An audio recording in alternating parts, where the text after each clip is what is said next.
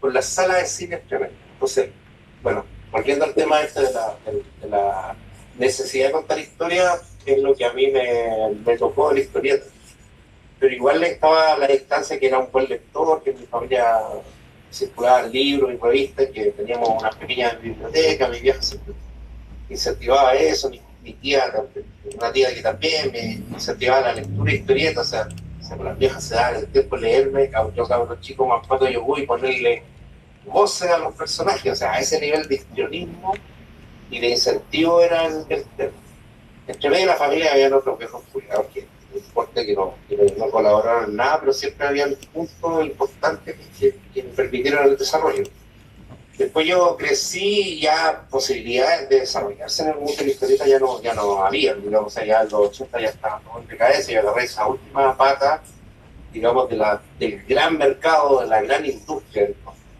o inclusive del dibujo publicitario, que antes ustedes ven revistas antiguas de las viejas publicidades, todas se hacían a mano, todas se dibujaban, con tinta, o sea, de las grandes tiendas, de lo que fuera, las marcas, todo se dibujaba. Pues después el diseño se fue hacia los software, digamos, se convirtió en otra cosa, pero todo era dibujado. Entonces, siendo ya un estudiante buscando alternativas que me dieran la excusa de estar en una mesa de dibujo, me metí a estudiar diseño gráfico, pero era un mundo completamente diferente.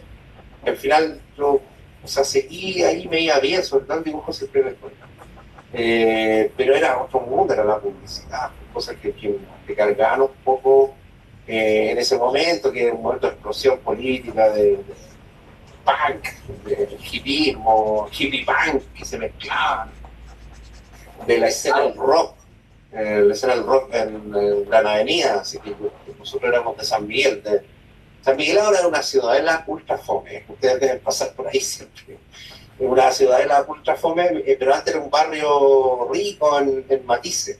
O sea, encontraba en los cines de barrio, encontraba el lugar donde tocaban el hard rock o los thrasher, y al frente había los ondadiscos, tenían su discoteca, más allá había otro lugar, otros circuitos, había microcircuitos interesantísimos, ¿ya? Entonces, también esa influencia me marcó mucho, mucho a mí como persona y como creador también. Y bueno, después también empezamos a ver con algunos amigos que dibujaban historietas, que éramos amigos de barrio, que éramos sido amigos de colegio, qué se podía hacer, lo que se estaba haciendo, y surgieron unas historias marginales de unos personajes que eran dos cabros, dos jóvenes que eran palos malos de la época, así como Pumas.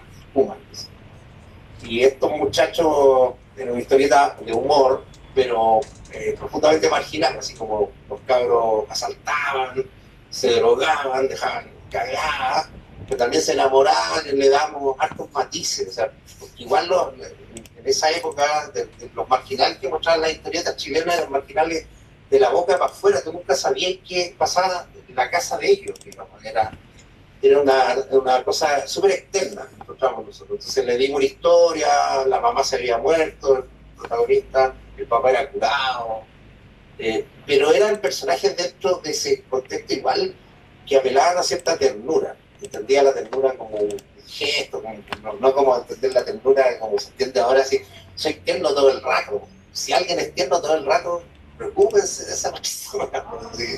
La ternura también puede ser exacerbada, puede ser digamos, el mejor disfraz para la perfidia. Hay un dibujo por ahí que yo hice sobre eso. Entonces, como lo que decía Telier de la felicidad, ¿cierto? Un suave deslizarse de remo en el agua, un ratito, una cosita momentánea. Entonces, yo apelaba un poco a eso, bueno, al blanco y negro también, de la técnica de dibujo, y también fue bien recibido por mucha gente y muy rechazado por otras que todavía me estigmatizan por eso. O sea, creen que yo me pego todas las drogas posibles todavía, así como que todavía me tiran tallas por el personaje. Puede ser cierto, algunas cosas, pero no, ahora vamos a estar con otras cosas, no he estado tranquilidad, pero el tema de la marginalidad es un tema que a mí me ha apasionado decir. O sea, porque también viví en un barrio marginal, San Miguel, igual donde yo vivía, no era el llano, ¿entienden? Era un barrio que ahora es un barrio como industrial, lleno de edificios. Entonces, un poco de ahí parte todo, digamos, de esos intereses en particular. ¿Cachai? Claro, ahí está mostrando, está compartiendo una historieta de este personaje, el Pato Giro, que era, bueno, esa es la historia de cuando son niños. ¿Cachai? Yo lo hice en la historia primero cuando yo era un adulto y después le di un vuelco y hice una historia como una precuela, como dicen los gringos cuando hacen películas, de la historia de ellos cabros chicos. La historia de cabros chicos se llama. Entonces cuenta como varios ítems que son transversales a cualquiera de los, igual son historias de niños marginales, digamos, eventualmente lo podría entender cualquier persona de cualquier lugar que entienda un poco la historia de cabros chicos que andan a pata pelado, que tienen dramas con la comida, o que en la casa no hay plata, que el papá es curado, digamos, eso se va a entender transversalmente en todo. Aún así, yo igual sentía que los detractores decían que no, que era muy localista, que no, que tenía un lenguaje demasiado chileno, que nadie lo iba a entender. Pero creo que cumplió el objetivo, digamos. O sea, también yo no voy a andar hablar clarito en chileno para que me entendieran en Latinoamérica. Aún así, aunque no lo hayan leído, no sé, en otros lugares en Latinoamérica me identifican mucho con el personaje. Y todavía también sirvió para consolidar algunas cosas que tienen que ver con la supervivencia, como sé que siempre te piden el personaje, que lo podéis reeditar, que podéis vender los originales. Ahí se creó un mercadillo que es válido, digamos, desde el punto de vista de trabajar honradamente y vender tu pega, que yo creo que es lo que cualquier trabajador aspira a tener un sueldo, no es lucrar. Así que una cuestión como de sentirse culpable porque tú ganaste algo de plata con lo que estás haciendo, me parece que es absolutamente válido. Estoy hablando mucho. Oye, interesante, Cristiano, ¿no? Estamos mostrando ahora partes de la revista de Pato Giro, esta que me la regaló Cristiano el otro día, que nos juntamos ahí en Las Pintanas, cerca ahí en la esquina. Y está súper interesante y mientras lo mostramos estaba ahí contando la historia. Bacán. Oye, tenía una pregunta. Eh, bueno, quizás como debe ser una cosa como más de época, ¿no? Por el tiempo. El tema del uso del lenguaje, ¿no? Que lo sugeriste recién, de que no sé, te leseaban por el uso de cierta oralidad, ¿o no? Sí. Para validar la idea de marginalidad. Eh, ¿Cómo lo veía a la distancia ahora? Así como, supongo que no estáis arrepentido de esa decisión, porque igual es como una decisión bien importante, política, de, y de no jugar tampoco como es el latinoamericanismo o ese uso del castellano neutro, ¿no? Sí, claro. No me arrepiento en lo absoluto, pero también en esa época, cuando me decían eso, como era más chico, y digamos, no es que los más chicos sean más débiles, todo lo contrario, sí, tienen como todo el ímpetu, pero también te cuestionáis más las cosas y me provocaban de repente como que me quedaba pensando, entonces esa obsesión que por ahí los dibujantes entienden de quedarse pegado, pensando, ¿por qué no me salió el dibujo? ¿Por qué la historia no lo hice así? Es que es una cuestión que hasta en los libros lo recogen. Hay un libro espectacular de cómics de Scott McCloud, que es un dibujante norteamericano que yo uso mucho en mis clases, ese libro. Y de repente hay un capítulo que dice, los dibujantes historietas sobre todo, que se pueden quedar noches enteras pensando por qué la viñeta no sale así y debería salir de esta manera. Entonces, que es una obsesión única, particular, digamos, que es difícil que alguien que no esté en ese tránsito la entienda. Y en el caso del lenguaje, claro, ahora lo pienso y digo, no, fue lo mejor que podía pasar. Ahora, claro, y ese lenguaje ya no es el mismo lenguaje marginal de la actualidad. O sea, si yo de repente digo grosso, o sea, no es un, digamos, grosso por lo bueno, algo bueno, algo que satisface, algo rico, no lo van a entender. O no sé, metáforas de la época, así como, no la usé tanto en el patollero, como bueno, no están ni ahí. Eso surgió en ese momento y en ese momento era muy marginal alguien que se atrevía a decir no estoy ni ahí. Y nosotros éramos de barrio y decían, ay, qué ordinario, como dicen. Los ordinarios dicen no estoy ni ahí. Y después se transversalizó. Y el patrullero ya lo usaba. Pero, por ejemplo, igual en las conversaciones, sin aliviar nada, tratábamos de cambiarle sentido a los garabatos fuertes. Por ejemplo, en vez de decir el garabato, el sacar la madre, decíamos cochero pare, o juegos de palabras, conchitumorro, conchitumirro, ¿cachai? Entonces también había un juego ahí, y aún así los que leían eso, no, ustedes se la están sacando, están siendo muy blancos, tienen que decir el garabato tal cual. Entonces inventábamos garabatos también, ¿cachai? Le dábamos una vueltecita al lenguaje y jugábamos con eso. Pero todo está hablado como el chileno, digamos, con todo el tema de hablar entrecortado, o de comerse las S, o de repente que hay una H entre medio, como en vez de decir calmado o calmado, decir calmado, le poníamos la H en la contracción. Entonces nos decían, no, esto está muy mal escrito, estáis locos, está súper bien escrito, es una transcripción de cómo suena, o sea, de cierta onomatopeya que tiene el español chileno, ¿cachai? Entonces ahí había una búsqueda. Ahora, yo no soy el único que lo hizo, ni en esa época. Antes también, digamos, el viejo humor gráfico, trataban de rescatar eso. Lo que pasa en el Patadillo se fue un poco más al chancho en eso. Y después he visto, por ejemplo, ahora leo en Instagram, que es como la vitrina que yo veo de dibujantes jóvenes que tratan de buscar o de captar esa oralidad, ese traslado, digamos, trasladar desde el habla, desde lo verbal a lo escrito, la intención de cómo suena, de cómo nos suena.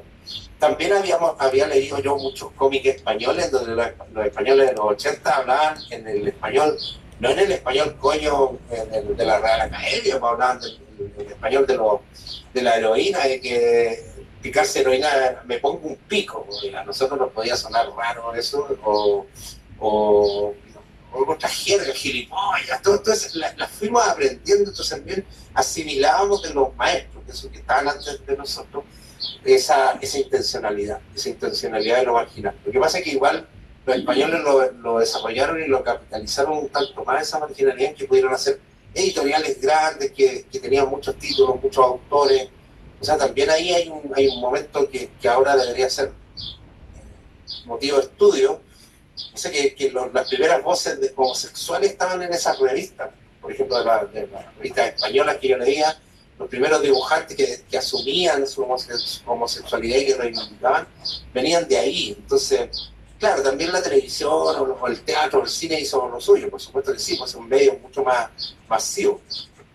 Pero yo le asigno a esa historieta marginal ochentera una cuestión de que hay que ponerle atención, que hay que mirarla bien. Y lo otro, que eran cosas muy hilarantes también, chistes muy buenos. Así, me acuerdo de uno que hacían los españoles, que yo también tomé mucho de ahí, era El Varón. Y El Varón era un tipo como un aristócrata europeo, con monóculo y flaquito, y se juntaba con unos como le decían, unos macarras, que eran unos marginales españoles, y se ponían a tomar anfeta, y el varón adquiría como un cuerpo de un Adonis, ¿cachai? Se ponía, como que se agrandaba con la droga, y después le bajaba la droga y ya no podía hacer nada. Entonces como que conquistaba a todas las mujeres, le pegaba todo, andaba así haciéndolas todas, pero después cuando venía el bajón de la droga, y era como la vieja metáfora de Jekyll y Hyde. O sea, era lo mismo, pero adaptado a la droga que se consumía en ese momento. Ahora, claro, yo también del lado de la música, no sé, mi barrio sonaba el grupo Tumulto, que era un grupo de hard rock, que cantaban un tema, La Rubia de los Ojos Celestes, y esa era una droga que tomaban un poco antes que yo, digamos, que una droga, y era azul y amarilla. Entonces le decían La Rubia de los Ojos Celestes, le hicieron una canción, entonces queda la metáfora como que se la cantaron a una mujer. Entonces todo eso, digamos, todos esos links me fueron un poco volando la cabeza. Ahora, yo siempre fui un traga de cómics, de literatura, me interesaba la poesía y me interesaba el cine. Y ahí ya tenía un espectro de material, y más me tengo amigos que te incentivaban, que te decían, mira, ve esta película, o te regalo este libro, o mira, lee este cómic. Entonces, también esa gente, esos héroes anónimos que uno tiene alrededor, que son los que te incentivan, fueron importantes en lo que yo hacía. Por no, en mi casa no había así como para comprar revistas semanales, o digamos, éramos más bien, no ultra pobres, pero éramos una familia modesta, digamos. O sea que se leía arte, que circulaba, sobre todo antes del golpe, circulaban todavía muchos libros de París.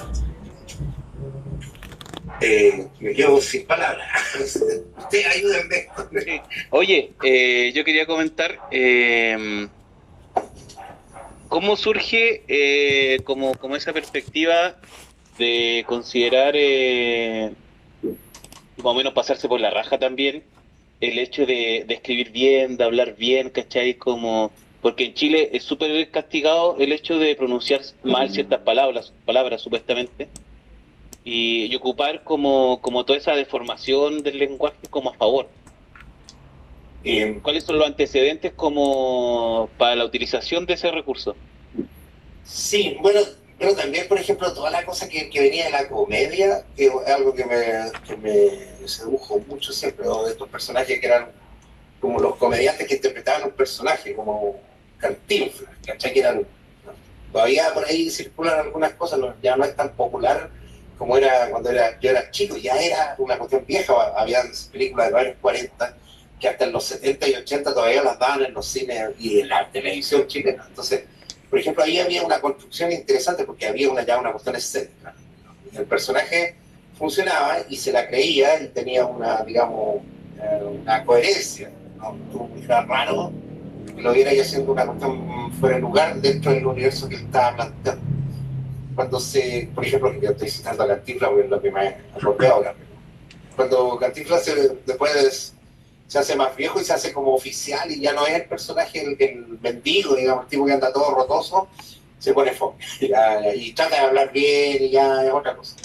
O Jerry Lewis, la dupla con Dean Martin, que era el galanzote, con el otro que era como que era un desastre, que se caía, que le pasaban mil cosas. Y que también, a pesar de que nosotros no lo veíamos en televisión, no veíamos eso en el idioma original, si uno los ve en el idioma original también había una inflexión en la voz, y eso es algo que a mí también me interesa, que también lo he desarrollado gracias a las clases, digamos, que ha sido lo que me ha permitido sobrevivir y poder seguir dibujando, digamos, clases que tienen que referencia a lo mismo que estoy hablando. Entonces, bueno, hace unos años tenía intenciones, hacía letras de canciones, entonces tenía intención de cantar mis canciones, tomé clases de canto. No me sirvió tanto para el canto en sí, tampoco hay tanto desarrollo y tiempo para eso, pero para lo que más me sirvió fue para mis clases. Entonces también digamos, la impostación de la voz, cómo tú haces brotar las palabras desde ti, desde tu pecho, desde tus entrañas, también me interesa, y eso tiene que ver con lo escénico. Tiene que ver, digamos, yo no tengo pretensiones de ser actor ni nada, pero un profe igual tiene una carga escénica que te lo dicen, ¿no? Cuando después te especializas en la pedagogía, te dicen hay una cuestión escénica que tú te mueves, le estás hablando a una audiencia de 20 o 30 o más personas, te desplazas, y a veces me daba cuenta, por ejemplo, que mis clases, después de unos años quedaban establecidas, entonces era la misma clase que yo hacía un año y al año siguiente, entonces llegaba un momento y era como una rutina, llegaba a cierto punto en que me movía, en que tiraba la misma talla, y los repitentes se dan cuenta, el profe tiró la misma talla que el año pasado, entonces tiene como todo digamos, el timing lo tiene absolutamente incorporado. Pero ahí también me preocupo y trato de cambiar un poco y cada año poner un nuevo elemento que sea distinto al anterior. Entonces, también hay una cuestión de aprenderse digamos, un texto, y sobre eso darle una vuelta que va en lo verbal, en lo gestual. Pero a mí dicen que yo hago mucho gesto con las manos. Me molestan un poco con eso, yo hablo con las manos. Entonces, lo he incorporado y ya lo acepto también. O sea, al principio me decían, pero no hay tanto las manos, no expreses tan así, ¿no? Porque también hay una cuestión de que vivimos en un país chato, entonces es fácil que alguien te baje los humos, ni siquiera los humos, si son las ganas, de que te bajen las ganas. De que te digan, no, pero baja la voz. No, pero no hables fuerte. No es que le va a molestar a alguien. Entonces, es cuando te empiezan a decir eso, mira, no, que te lo dicen. Yo hice humor gráfico en medios durante mucho tiempo. Entonces era en la viñeta o la tira diaria, qué sé yo, y era, no, mira, lo que pasa es que yo lo entiendo perfectamente, pero hay alguien que se puede molestar. Entonces otra como la otra, pero déjalos que se molesten, ¿por qué tienes que proteger tú? Entonces eso es una censura terrible.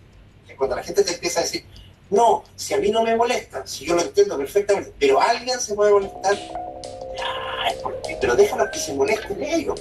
¿Por qué tienes que intervenir tú antes o hacer las veces como de colchón, ¿ya? De que entre tú y el supuestamente el público? Bueno, yo siempre trataba, sobre todo haciendo humor político, trataba de transgredir eso, me aburría absolutamente eso, no quiero volver nunca a dibujar infames, como digo yo. Entonces, estar dibujando al político del día, el chiste del día, tiene su gracia y hay gente genial que hace eso. Yo creo que tuve mis luces también ahí, pero ahora volví digamos, al nicho original, que era hacer historietas y que tengan una cosa urbana, que a lo mejor no es público tan chico, para jóvenes, adultos, que podéis jugar, que podéis hablar en un lenguaje marginal, que habláis en la jerga, que te entienden, o que inclusive te ponéis cebollero también, que la tira no tiene que ser, no estoy obligado a hacer reír, no sé, ahora el proceso que yo les contaba, de que nos vinimos para acá, porque mi madre anciana estaba enferma, fue un proceso rudo, y aún así yo seguí dibujando y de repente aparece mi vieja enferma en eso, entonces no tengo un editor que me está dictando, o no tengo a nadie que me esté dictando lo que tengo que hacer, entonces puedo dibujar lo que quiero, y eso tiene cosas a favor y cosas en contra, por supuesto, porque mi trabajo no está tan divulgado como el de otros muchos dibujantes. Y yo digo, en la actualidad, a veces me dicen, no, que falta que te publique Norma, que te publique Random House. No, si yo no quiero eso, yo no he ido para allá porque no me han llamado y porque yo no quiero ir tampoco, o sea, no quiero tratar con esa gente, no me interesa, no va por ahí. Entonces, es más, cuesta mucho más esta cuestión artesanal de hacer las revistas, imprimirla, de distribuirla, de hacerlo. Pero también no es que yo tenga un tiraje grande, entonces para los tirajes chicos que yo hago, para la escala que yo tengo, digamos, las publicaciones son un éxito entendido, no el exitismo, sino que el éxito de cumplió lo que tenía que hacer, la pude vender, de repente me ayudó a pagar unas cuentas, pero no estoy atado a eso completamente, y lo veo ahora muchísimo. ¿Sí? Bueno, antes era más terrible todavía, porque o sea, los editores a los dibujantes les decían, no cambies de estilo, tiene que ser ese estilo, porque ya convenciste a la gente y no podéis cambiar ese. Yo sí, claro, tengo un estilo que se reconoce, y la gente que, digamos, tiene el ojo entrenado lo reconoce, pero también de repente cambio y quiero hacer una cosa más realista o más terrorífica o cambiar de género. No estoy atado, digamos, en ese sentido. Entonces, por ahí hay una libertad que es compleja también de entender, pero es libertad. De poder moverse y hacer nuevas cosas. Y esta es la historieta, mira, esta es la historieta que estábamos hablando de los cabros marginales del Pato Giro, y este es un compilatorio que hicieron hace unos años, bueno, la revista que editábamos nosotros en esa época eran fotocopias, no digamos, eran de calidad baja en cuanto a impresión. Este le hicieron más pituquita, digamos, las masas de negro se ven negro, y esto lo hizo una editorial. Pero como la última tipo que tuve de hablar con editores, porque siempre ahí yo siento que hay un conflicto natural, o cuando los amigos te editan es fácil que de repente hayan roce y se acabe la amistad también, entonces mejor me autoexploto yo y yo edito mis cosas. Y también estuve en muchos proyectos colectivos que tenían que ver con humor gráfico, y eso fue gratificante, fueron buenas escuelas, pero ya pasaron también. Ahora hay otro futuro, otra perspectiva que se vislumbra, otro horizonte que se va a abrir. Qué bien, Cristiano. Buena. Oye, hay una pregunta de José Miguel, que levantó la mano. Hola. Buena, Cristiano. No te conozco en persona, pero mira, estoy de al palo justo con lo que hablaste. ¿No? Voy a hacerte una pregunta justo con lo que estás hablando. Ya. Porque tú estás hablando de que trabajaste con editores antiguamente, ¿cierto? Sí. Mira, tengo dos revistas acá que son como las... Me dijeron que iba a estar acá dentro del taller de los cabros, y justo la semana pasada compré unas revistas que estaba buscando hace de tiempo y salí turbo, entonces por eso te digo que di al palo. Es como mis más dos revistas de las que te quiero hablar. Y yo la estaba buscando hace caleta de tiempo. Mira, en la famosa Arte 9. Mira qué antiguo. Ya. Entonces, aquí salí en el staff de la número número 4. Sí, La portada la hizo Vega, sale Demoló, Francisco Mendoza, Martín Cáceres y Cristiano. sí, claro. Sí. Oye, dos cosas con respecto a la revista. Te tengo dos preguntas. ¿Sale este tuyo? Ah, sí, es una parodia con el Pato Giro sobre un libro que salió en ese momento que se llamaba Leveus Run, y yo hice la parodia con Webeus Run. Y era Creado por Francisco Mendoza, creado por yo, creado por Moebius y Arno. claro, sí. Lo que pasa es que el Leveus Run original es un libro, historieta así como mucha figura humana y máquinas y eso, muy de ciencia ficción de la época, de un amigo y colega en la actualidad de profe, Martín Cáceres, un dibujante destacado chileno. Y bueno, yo tenía la idea, como lo conocía, y me dijo, no, hazla, pero igual ahí como medio reticente de que no se hayan a sentir agarrados por los hueveos. Hice esa parodia con el personaje el Patollero, pero con, digamos, mezclado con los personajes de Martín. Entonces, se parece un poco al Patollero, se parece bastante. Sí, bueno, sí, es el Patollero, pero como dicen los gringos, Il's World, con What If, ¿qué pasaría si el Patollero se mezclara con Leo? Y después me pedían otros dibujantes que yo hiciera una parodia de sus historietas con mis personajes, ya que también la parodia era una posibilidad humorística interesante, pero no era todo lo que yo quería hacer. Y esa revista Arte 9 fue digamos, una instancia absolutamente quijotesca también de parte de todos los que participaron. El tipo que la editaba era un dueño de una librería que terminó siendo medio estafadorcillo, que hay varios por lo que uno se encuentra acá, porque uno dice, este mundo de la cultura no está exento de corrupciones, y no, entonces, la revista se llama Arte 9, que es por el noveno arte, y nosotros de sobrenombre, en venganza de este personaje, le pusimos Cagarte a 9, porque era un estafador que te decía que te iba a pagar, después no te pagaba, que te encargaba el diseño. Pero mira, como sea, hubieron peleas un poco infantiles entre nosotros también ahí, en ese momento, pero la revista está, y ahora me impacta así como que tú la tengas, que tú me digas más encima que la busqué, que era un cierto referente en algún minuto.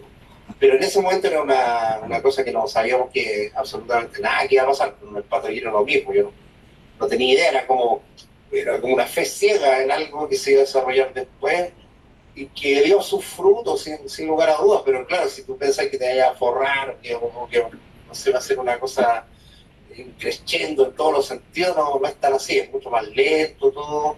Te encuentras con estos personajes que a veces no son agradables, pero también conoces mucha gente valiosa, o con gente que inclusive es valiosa y que no tuviste ningún conflicto y los caminos se separaron y nunca más te juntaste, porque después ya es súper difícil juntarse, ¿no? O sea, ahí me mencionaste Francisco Mendoza, que era un dibujante de la época, más chico, un poco más chico que yo, y que se metió a audiovisual, y después dijo, no, la historieta no va más, yo no quiero más saber más de la historieta, y todo, pero ¿cómo? No, desertor.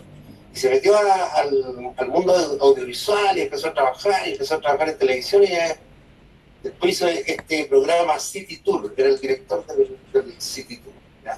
Pero ya estaba absolutamente imbuido en el tema audiovisual y la historieta era una cuestión lejana, que él ya no se iba a dar el tiempo de entintar, ¿cachai? Era un tipo que tenía mucha habilidad con la pluma, con las técnicas gráficas, pero no, pues cambió y válido, absolutamente válido.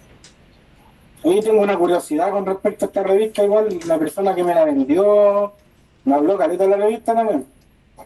¿Ya? Quizás son de la misma librería, de hecho. Capaz que sí. No, pero ya no existe más esa librería, entonces. No, pero esa persona que tuvo... Cacha, tienen otro Arte 9 allá también. Nicolás tiene otro Arte 9, mira. Ah, mira. No, tengo más números. Ah, ¿quién tiene más? A ver, a ver. Mira, esas revistas, por ejemplo, la portada que tienes tuya ahora sería una portada cuestionada también, porque también en esa época había una creencia que el desnudo o que el desnudo femenino, porque el objeto del deseo y eso, iba, o que se metía en sexo, naturalmente la gente iba así a volver loca y iba a comprar tu revista.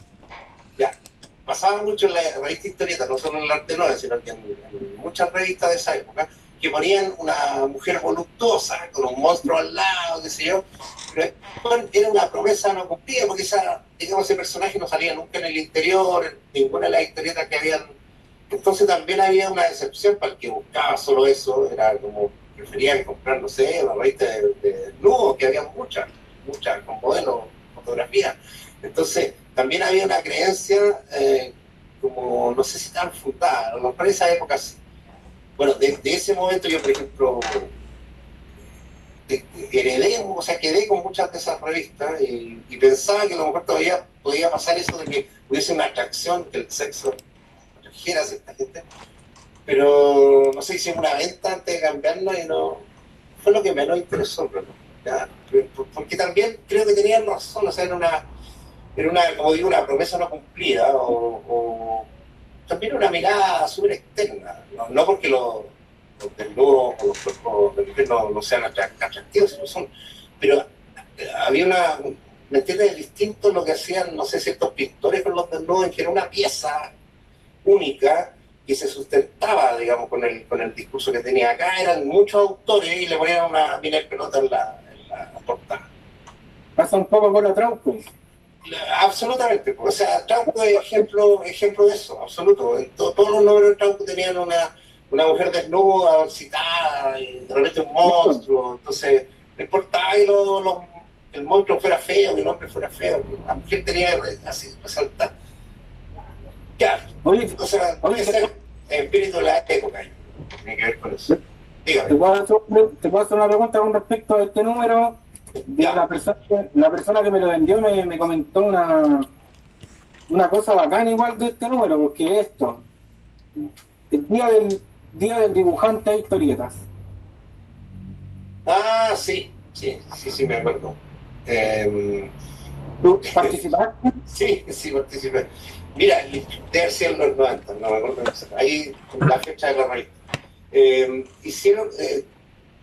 yo igual tuve que ver un poco en la parte de ideólogo porque nos llegaban las revistas españolas en donde nos enterábamos de la chibuchina, porque en la revista venían las historietas y venían noticias, igual que ese era como el esquema. Había un artículo, una entrevista de dibujantes, y uno iba aprendiendo también lo que hablaban, los grandes maestros, o las actividades que tenían. Entonces, de repente hablan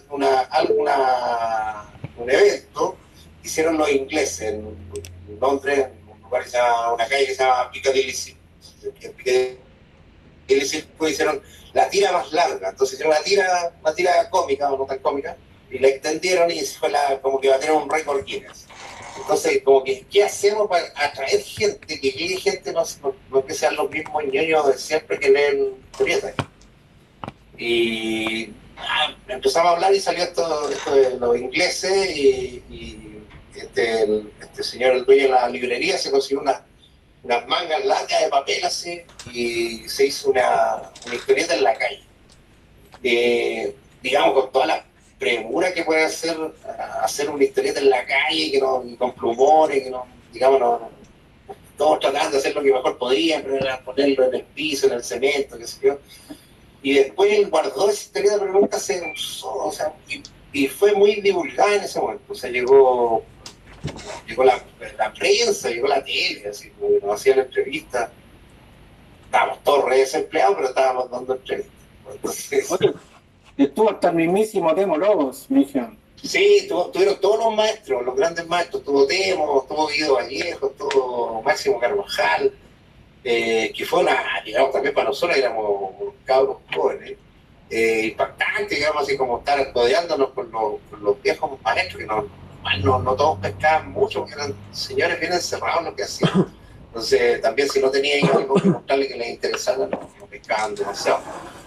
Pero ahí, no sé, Máximo Carvajal, que era un gran maestro nuestro, fue el que siempre nos estuvo recibiendo y enseñando. que nos abrumamos, que la perspectiva, cómo se soluciona, el viejo nos decía, mira, o nos recibía en su casa. Hay varios dibujantes que el viejo nos recibía en la casa y nos daba 11. Estábamos cagados de hambre, como desempleados cagados de hambre, cabros chicos, jóvenes, digamos.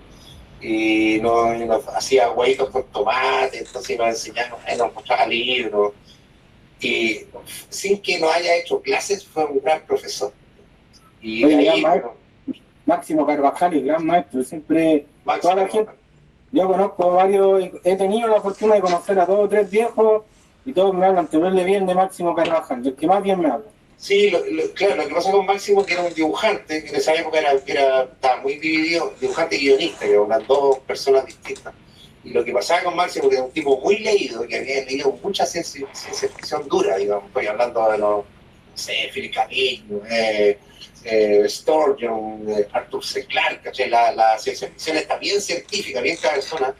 Entonces fue creando su historia y ya lo empezaron a respetar como artista integral, como guionista y dibujante, que era también el camino que me interesaba a mí. Yo, medio en broma, medio en serio, me puse así en el Facebook, cristiano dibujista.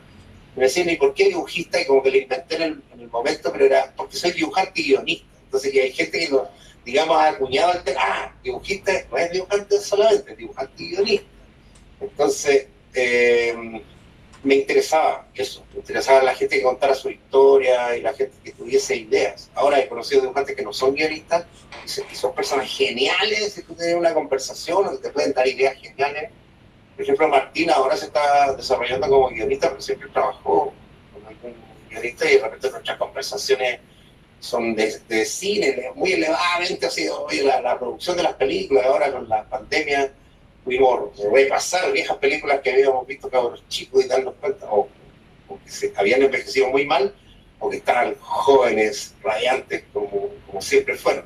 Entonces, esa conversación siempre, la conversación en cualquier instancia, más allá del evento del dibujar, que es todo un tema, está alimentar ese momento antes, en otros momentos. La conversación con los amigos, la salida al bar o lo que sea. Bueno, tengo otra revista, no sé si quería hablar de ella. Muéstrala, que la muestre. Que la muestre. Vamos, que salga la revista. Yo igual tengo una joya acá que quiero mostrar en un ratito. Ya. Dale, Banqui, dale, Banqui. Esta es más nueva. Chuflay. Ah, mira, sí, eso es nueva, pero parece vieja. Esta es la portada que hiciste tú, creo que esto lo hiciste tú. No, son portadas hechas por todo, es decir, como a 3 manos, 4 manos. Entonces, Y esta pasa Bizarro, ¿no? Bizarro. La hizo el Felipe, que el Bizarro la hizo él solo. Pero todas las primeras 3 o 4 son de una experiencia colectiva, digamos. Entonces, yo empezaba un dibujo, después lo seguía Felipe, o al revés, después lo seguía Ronnie, que es un tremendo dibujante también, un tremendo historietista, Ronnie de Maipú. Y era ya un trabajo colectivo. Y también, para hacer la revista nos juntábamos. Bueno, ahora tengo que este taller es más chiquitito, pero el taller que teníamos en Recoleta era un taller grande, entonces teníamos unas mesas grandes, y nos juntábamos de repente toda una jornada de dibujo. Y como los cabros son buenos para cocinar, nos demorábamos más en cocinar y en almorzar, y decíamos como 3 horas de cocina y 15 minutos de dibujo. No, mentira, era como estar toda la tarde dibujando y aportando y tratar de compenetrar los personajes. Y ahí, por ejemplo, en Chuflay yo hice esto, empecé las crónicas de Miguel de los viejos cines, que están en blanco y negro ahí, porque la revista es en blanco y negro, pero yo tengo... hice esta edición a todo color, ¿cachai? A todo color, que son ocre, o sea, son como colores sepia, ¿ya? Entonces, digamos, el plus es hacer el compilado de las revistas de las historietas que hice en Chuflay. Y ahora Chuflay, no sé, pues, Felipe, que es el que ahí, mira, está la paz ahí, ¿sí? Hola, paz. Está viendo fuera de Santiago, entonces como que la revista quedó media a la deriva. Entonces por eso también hay que seguir haciendo y hice el monocopio. Dígame. Sí. Hay preguntas igual. Hay preguntas. Ya. Fernando tiene una pregunta. Te escuchamos, Fernando. Hola, sí, la buena, Hola. sí, la Cristian. Tengo dos preguntas. Una, mira, yo me quiero dedicar al humor, entre comillas, un cómic humorístico que mezcle el fútbol y la política. Si tiene alguna referencia y sobre todo me interesaría escribir el lenguaje, cómo se comuniquen los personajes respetando su lengua. Mira, al fútbol, yo soy malazo al fútbol. Y quedé medio traumado cuando chico, me movía tanto que no jugaba la pelota que como que quedé traumado, pero igual tengo mis momentos de disfrute.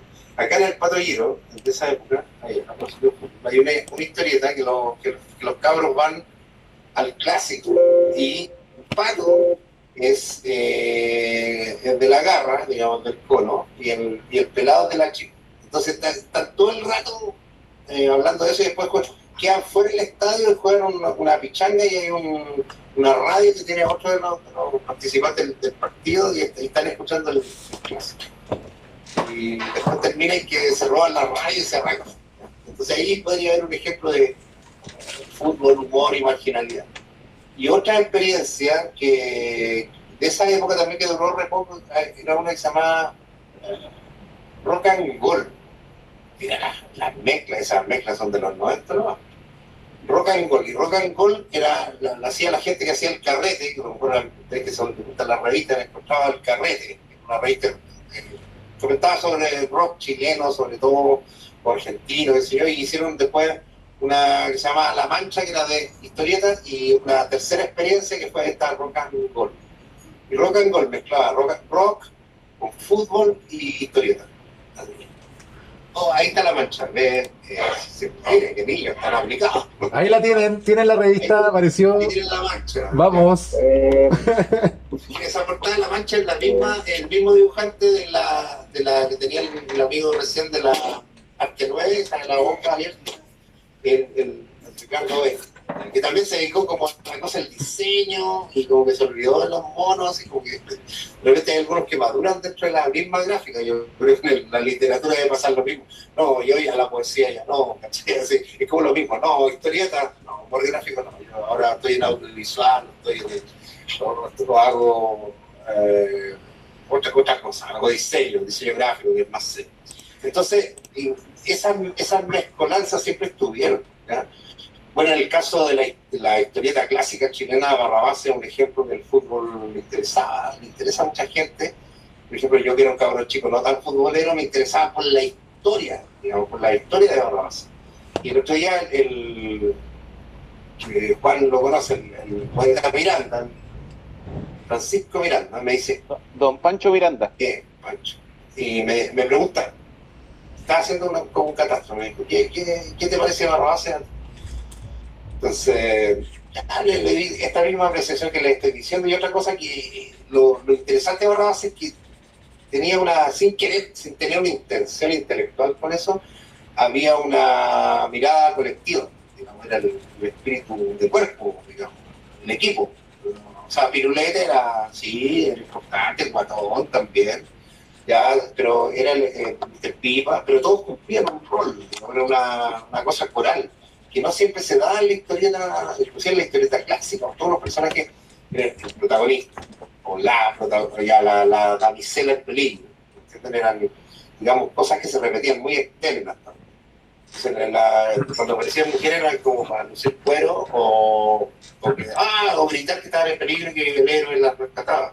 Pero de repente también la historieta se empezó a desarrollar, como en el cine también hizo eso, pasó porque eso en el cine, o en la vieja literatura por entrega, que era una especie de entrada conveniente de la cosa femenina, pero empezaron a existir otros dibujantes y dibujantes también que empezaron a decir, no, pues, hay otro perfil también, que los personajes tienen que tener matices, que algo que en el Pato Giro nos interesaba mucho, era Pato malo, pero también de repente se enamoraba, hay una historia que se enamora, o esta del fútbol, volviendo al tema así, como, o hay una que era un recital trash, no cachaban nada de trash, pero como que les gusta la música y se meten al recital y también donde iban era un desastre, dejaban la cagada y se robaban las cosas y qué sé yo.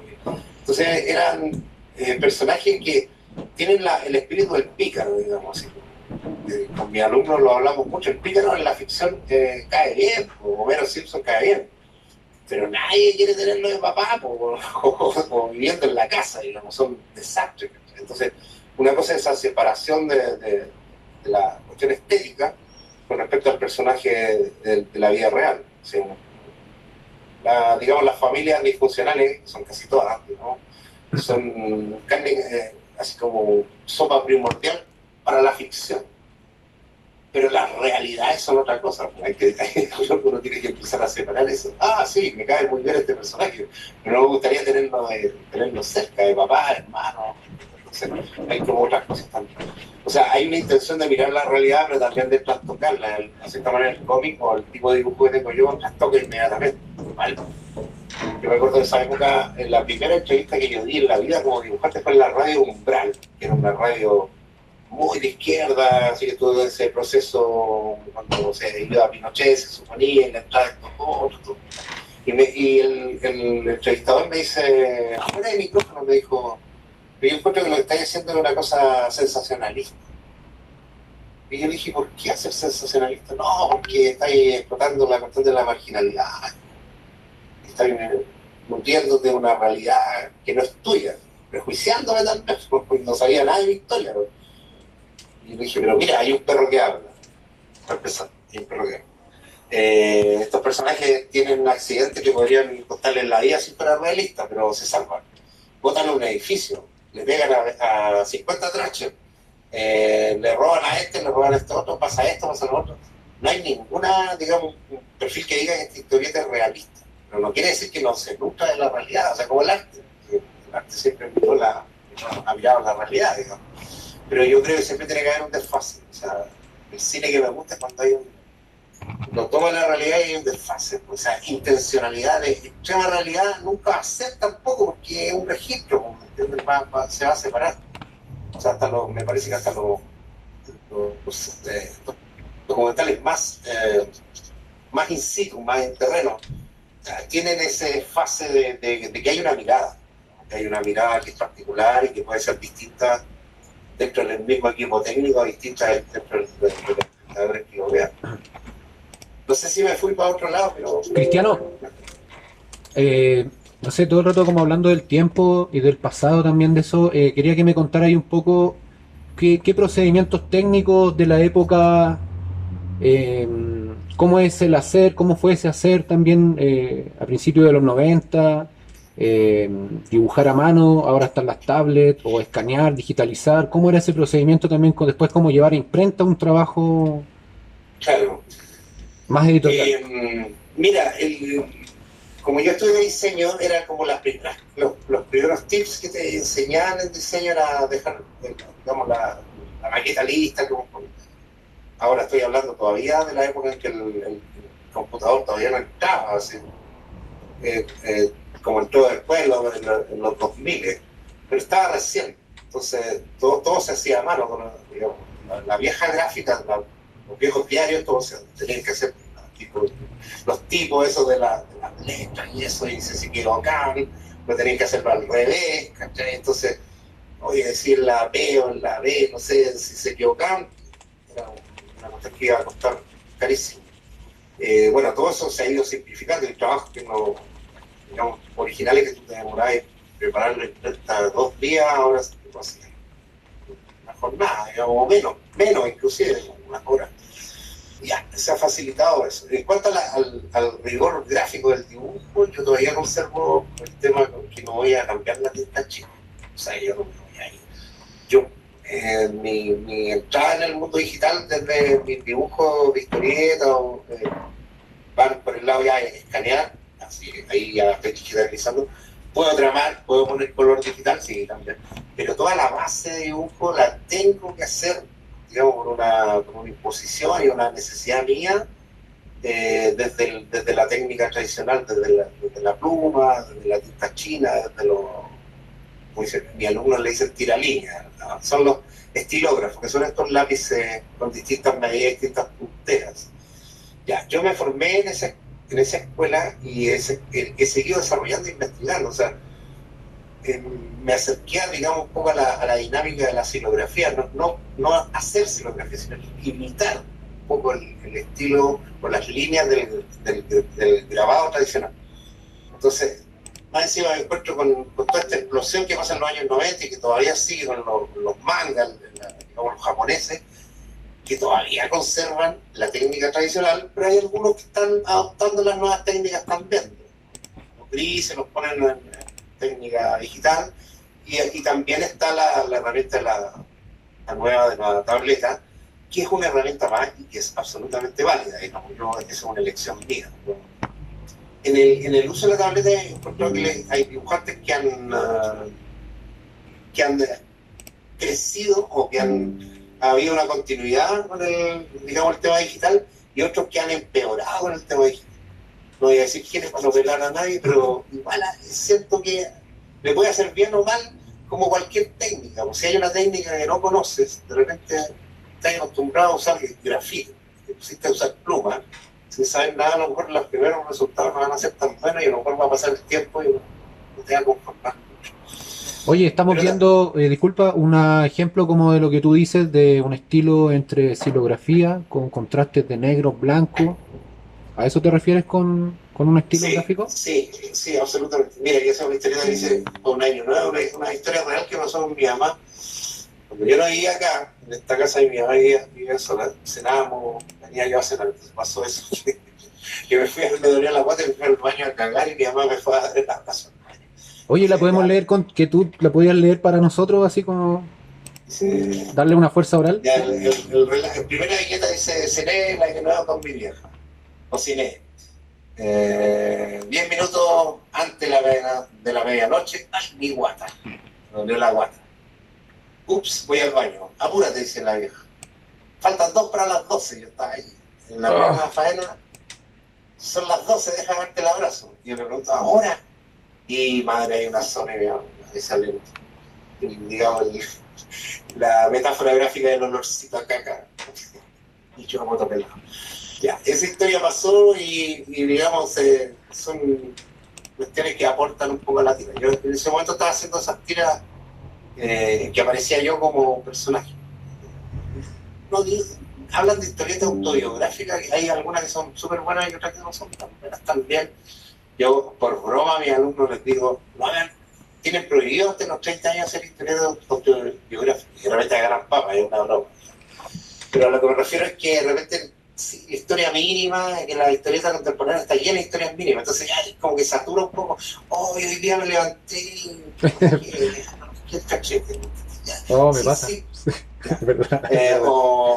Claro, oye, sabaneé y había olor a peo. Claro. Sí, son graciosas, pero también es distinto que las vivencias de cada cual. O sea, si ponemos un ejemplo, Marjane Satrapi, que hizo Persepolis, hay una historieta autobiográfica ahí, pero lo que le pasó a ella, a pesar de ser una mujer de lucas, una mujer de familia millonaria, de aristócratas, estaba en medio de una guerra.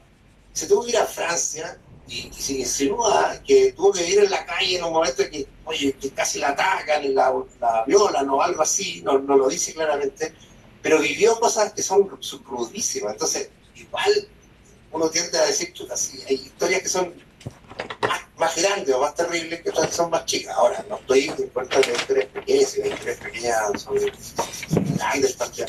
O sea, la historia cotidiana, un poco yo me describo eso también. Ahora, con respecto a la técnica, claro, esa tiene toda la intención de las masas de negro.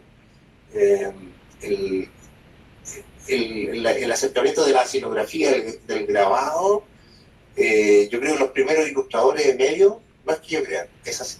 Los primeros ilustradores de medio fueron los silografistas, los grabadores, porque cuando empiezan a imprentar, aquí estamos haciendo un poco de historia, empiezan a imprentar, tenían limitaciones de reproducción, entonces lo único que podían reproducir a un color, negro, ¿ya? O azules, ¿ya? Digamos, rojos, un color. Entonces los silografistas cerraban, quedaban las líneas cerraditas, todo quedaba cerradito.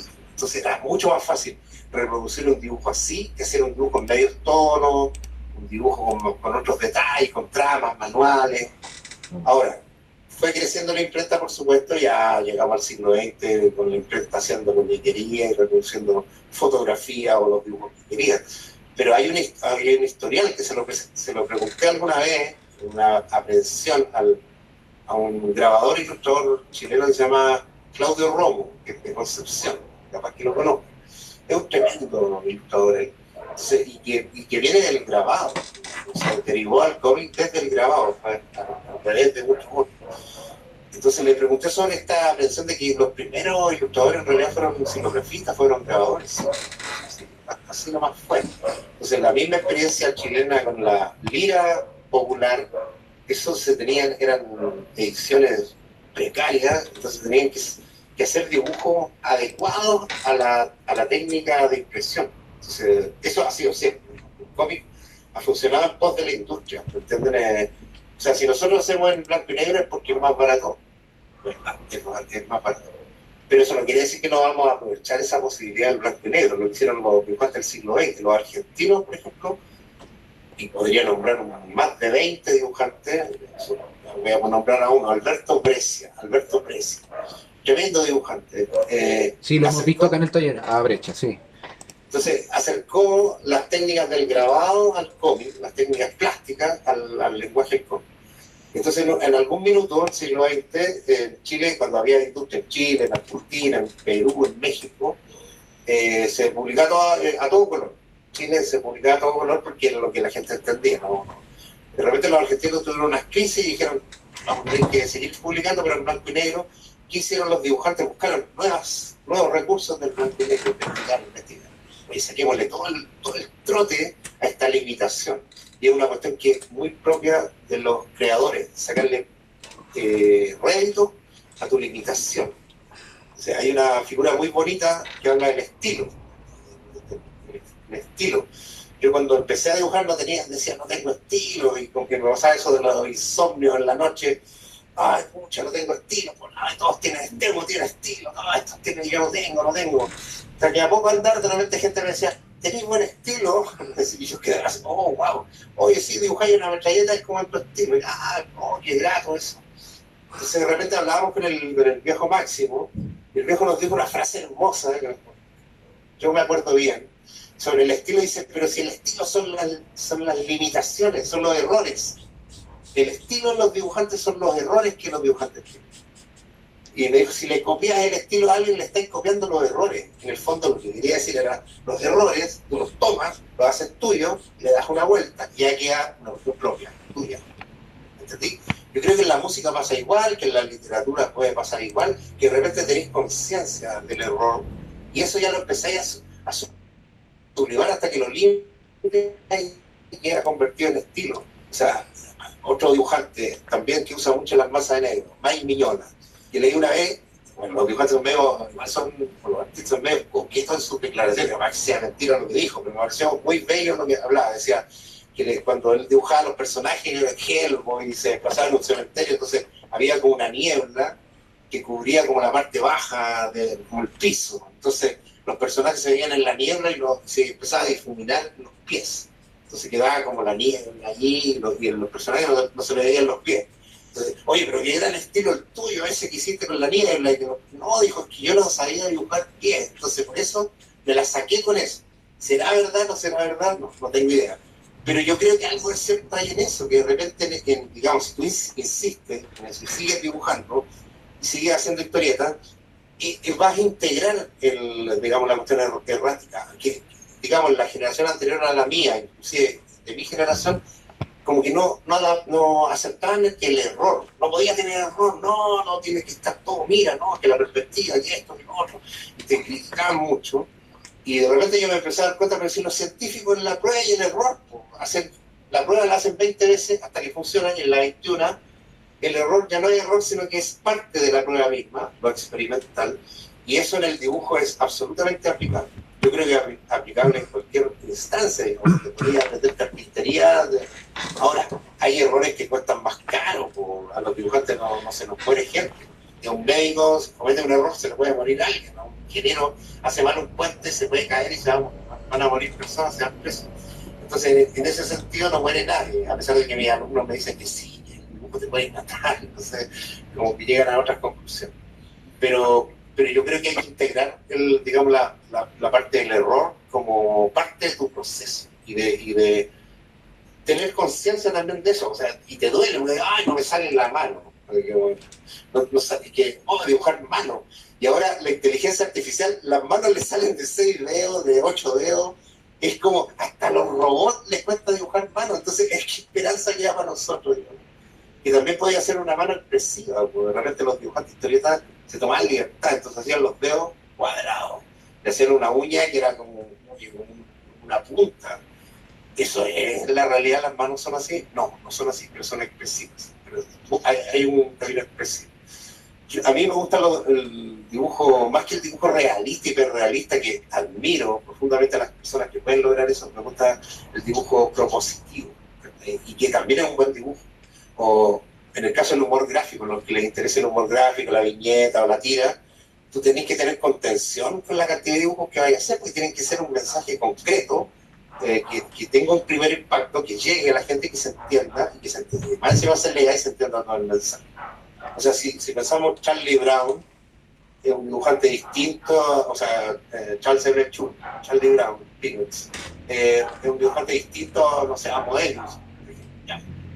Pero no sé, no me cuadraría Charlie Brown dibujado en estilo Moebius, o más falta, dibujado en estilo hiperrealista.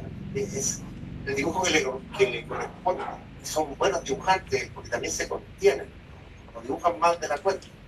O sea, de repente hay dibujantes que tienen una línea sencilla, simple, una sola línea hacen todo, y es tremendamente concreto lo que es. Depende de lo que quieras hacer. También ese es un camino que tiene que ver con los intereses de cada cual. Le digo esto a los dibujantes, inclusive chilenos, que dibujan para los gringos, que hacen cosas de superhéroes, es que está todo detallado, está todo lleno, el color llena todo, los dibujos están todos en la ciudad, están dibujados así al callo, y tratar de respetar la perspectiva lo más posible, a lo cual no les va a parecer viable lo que estoy diciendo. Eso va a tener que ver con depender de los intereses o de lo que ustedes quieran contar. O sea, yo creo que el dibujo tiene que tener que ver con el mensaje que están contando. Realmente a lo mejor un dibujo más contenido, más sencillo, entre comillas, es mucho más efectivo. Hace poco murió un dibujante español que se llama Calpurnio, y Calpurnio hacía unas cosas, un mono de palote, que hacía un personaje que se llamaba el bueno de Putlas. Es una genialidad, y son monos de palote. Sí, los monos no tienen cara, un circulito, un cuerpo, el circuito óvalo, casi manitos de palote, pero de repente igual se da tiempo a hacer cosas con perspectiva, con cosas que tienen muchos personajes, y lo otro, la narrativa, digamos, la lírica que tiene esa historieta es espectacular. Y si alguien me dice que no, que a ese dibujo le falta, se me pega un chachazo, porque no está entendiendo. Y callado. Oye, con respecto al estilo, como una especie de suma de incertidumbres también, ¿o no? Oye, y Alejandro tiene una pregunta, me parece. Buenas, sí. Bueno, saludarlo, Cristiano. Hola. También, para hacer mi pregunta, también quería mostrar una joyita que tengo acá, que es 19... ¡Ah, mira! Oye, los cabros aplicados estos. Y respecto a eso que estaba hablando hace un rato ya, como de la realidad o como de lo no tan realista en el relato de un cómic que habla de un suceso absolutamente real, de una noticia, de una masacre que ocurrió ahí, y bueno, a mí me pareció tremendo, y como ejercicio de memoria también. O sea, yo no tenía idea de lo que, por chico, no cachaba de que había sucedido esto que cuenta el cómic. Entonces, quería saber si nos puede contar un poquito al respecto. Sí, mira, tiene varias aristas, la realización de eso tiene una arista no tan autoral en primera instancia, porque, bueno, el evento sucede en el año 93, y es que uno, así como para resumir, unos lautaristas asaltan un banco en Apoquindo, y todo mal, sale todo mal, hay como un enfrentamiento con un guardia, que matan a un guardia, y arrancan y se van todos juntos, o sea, igual, es como la historia de la lucha armada en Chile, un poco esto de la inexperiencia. O sea, en todas las películas que uno vio sobre asaltos, sobre cosas, todos los tipos se separaban, salían del lugar y se iban todos por su lado, y el que se salva, y el que no, no. En esta historia, en la parte del chiste, se van todos juntos y toman una micro, todos juntos, armados, con las matracas guardadas. Entonces los cacharon rápidamente y los cercan ahí en Apoquindo, y hay una balacera que los pacos se descontrolan y empiezan a disparar adentro de la micro, y matanza horrible. Primero hay gente que no tenía nada que ver, y entre esos también los lauteristas salen heridos, y hay algunos que todavía están presos. Ya, esa historia yo la viví paralelamente cuando estaba pasando eso. Yo estaba terminando una relación así como el primer pololeo, una cosa así, y fue. Bueno, y también la usaron tiempo después en el video Los Fiscales Ad Hoc, que habla sobre una canción que se llama Eugenia, y que habla sobre una dedicatoria de una prima de Álvaro España que murió en esta balacera. Ya, mira, yo cuando pasaron las cosas, claro, yo estaba dibujando y terminando una relación, entonces conozco bien la escena, al momento que estaba pasando. Bueno, pasó el tiempo y ya estaba dibujando en medio, y alguna vez me llama una productora de tele, un programa periodístico, y me dice que yo había trabajado con ella en el viejo programa que se llamaba El Show de los Libros, que me dejaban hacer cosas de dibujo y literatura. Entonces como que había quedado bien enganchada con el trabajo del dibujo. Entonces iban a tomar el tema de la matanza de Apoquindo, con una investigación profunda, con entrevistas a todos los involucrados, al chofer de la micro, a los sobrevivientes, los lauteristas, a los pacos, a todos. Un análisis profundo de eso, y querían no hacer recreaciones estas que hacen tipo Carlos Pinto con actores, sino que fuesen no animaciones muy acabadas, pero sí un relato gráfico. Entonces me encargaron, no sé, 100 minutos, y tenía que terminarlo en tiempo récord. Ahí los terminé, digamos, firmé un contrato con ellos, me pagaron por eso, y era como, no sé, eso era en noviembre, y al año siguiente, en marzo, emitió el programa. Y pasó, cumplieron su parte, yo cumplí la mía, pasó marzo, abril, mayo, no sé, así no pasaba nada. Y llamé a esta productora, niña del tema audiovisual, para preguntarle, y me dicen, no, ¿sabes qué? Tiraron el programa para atrás, lo rechazaron. Y porque no era conveniente. Era porque le daban harta voz a los lauteristas también. Bueno, para hacer los dibujos ellos me pasaron material audiovisual, así como que había tomado un camarógrafo ese mismo día, y que son digamos, el material que aparece en el video. Me pasaron en VHS. Eso. Y con esa referencia hice toda Bueno, nosotros, ella me remata y me dice, y uno de los motivos grandes era que tus dibujos eran muy violentos. Bueno, debo reconocer que esta niña fue bien jugada, ¿no? Y como que peleó por el proyecto y le dijo, pero ¿cómo si la violencia real es mucho más violenta, mucho más terrible que esta representación? No, y lo rechazó. Y no pasó nada, no salieron. Y yo me quedé con eso guardado, bien picado, bien enojado por el tema.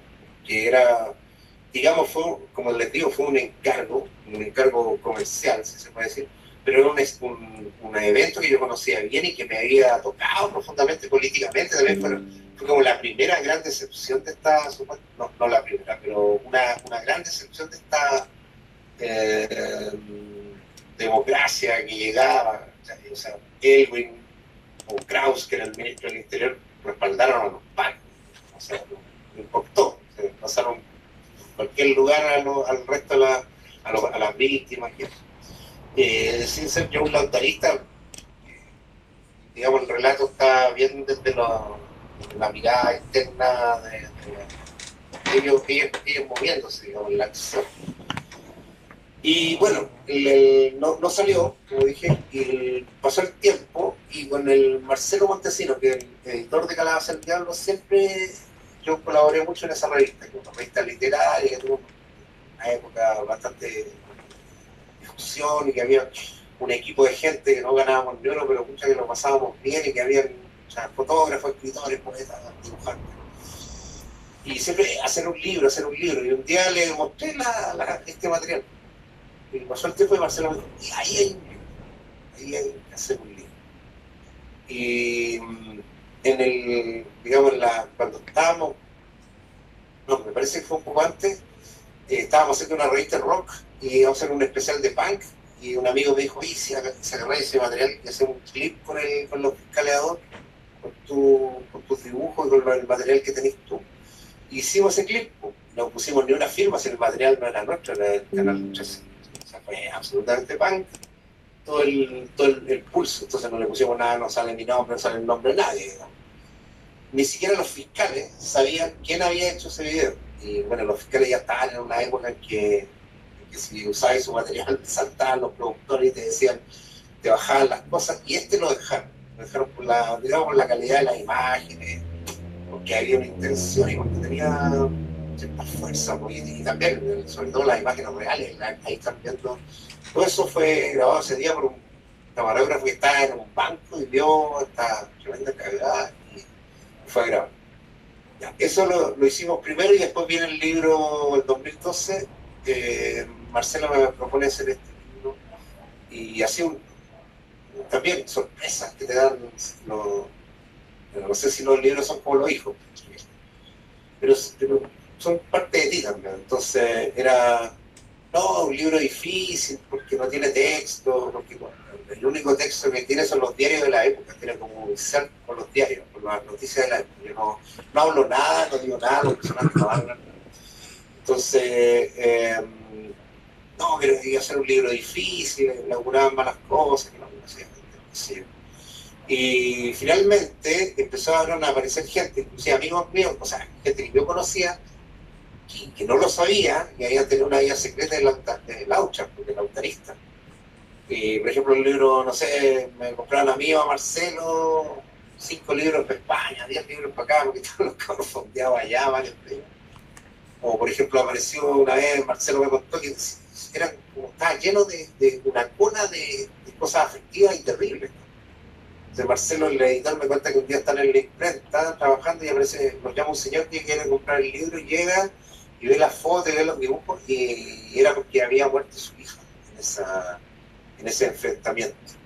Entonces tuvo una cola de cuestiones que van desde lo emocional, lo dramático, que son también importantes para uno como autor, y que, digamos, se van hacia otro lugar distinto a la cuestión del humor, del humor marginal o de la talla o del chiste, sino que va más por el lado de un recuento histórico, dramático, de la historia reciente del país, y que lamentablemente, según lo que estamos viendo ahora, no ha cambiado nada. O sea, seguimos en la misma posición.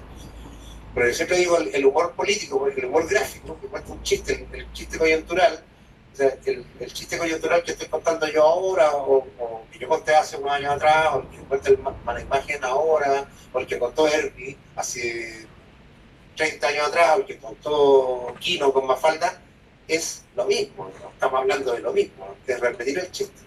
¿Entiendes? No digo que estemos copiando, no es que Mala Imagen sea un copión, no, es la realidad que te está poniendo en ese lugar. Si tú ves chistes de humor gráfico, sátira política de 1800, es la misma, digamos, es exactamente igual a lo que pasó en el siglo XX y pasa ahora en el siglo XXI. La injusticia social, los aristócratas, la aristocracia, la plutocracia, la policía, los curas, es lo mismo. Entonces, de repente hay chistes que son iguales, y no es que esos dibujantes se hayan copiado. Bueno, por ahí hay algunos que copian, sí, porque miran y sacan una idea. Pero no creo, no va por ahí. Entonces, la historia se está repitiendo, entonces tenemos historia latinoamericana y mundial que es terrible. Entonces, bueno, también eso me aburrió un tantito del humor político coyuntural, porque está ahí repitiendo el chiste. otra vez, vamos de nuevo. Entonces, como que cansa un tanto. Ahora, no quiere decir que uno tenga un discurso absolutamente original, pues sí. No, todo ya está inventado, pero igual hay una búsqueda, buscar nuevas cosas, creo yo. No sé si te respondí la pregunta. Sí, muchas gracias. Muy interesante. Sí, pues, por ejemplo, de ese libro yo no tengo nada, no me quedó nada del 1993. Me gustaría hacer una segunda edición. Oye, Cristiano, Más material. Bien. mira, tengo acá en mis manos una revista de un taller que tú hiciste en el año 2000 en Balmaceda 1215. Ah, mira, sí. Y aprovechando que estamos en el taller de cómic y narrativa gráfica, si podemos comentar un poco cómo es el proceso de juntar a diversas personas que dibujen en torno al formato editorial de una revista, ya la revista Esfera Cúbica. Sí, claro, es la revista que fundó otro profe de ahí, Godoy, Alfonso, él le puso ese nombre y él empezó con esos talleres. Yo hice uno como el 96, hice como un taller ahí, después volví el 2000 y él ya estaba ahí, y saliendo con ella. Y bueno, lo concreto de esto era poder hacer una revista, que era siempre nuestro sueño, era mucho más difícil. Ahora está un tanto más facilitado hacer una revista, hacer tirajes chicos. Antes había una imprenta que te atendieron unos viejos, te obligaban a hacer 500 ejemplares, 1000 ejemplares. Ahora ya, digamos, la edición digital también ha facilitado un poco hacer 100, 50 o lo que quieras. En esa época estábamos todavía ahí, recién estaba el digital entrando. Y a propósito que tú me hablaste, yo encontré unas por acá y me puse a ver la calidad y había una historieta súper divertida y otras como también con un discurso tremendamente concreto y profundo en digamos, la mirada política que podían tener.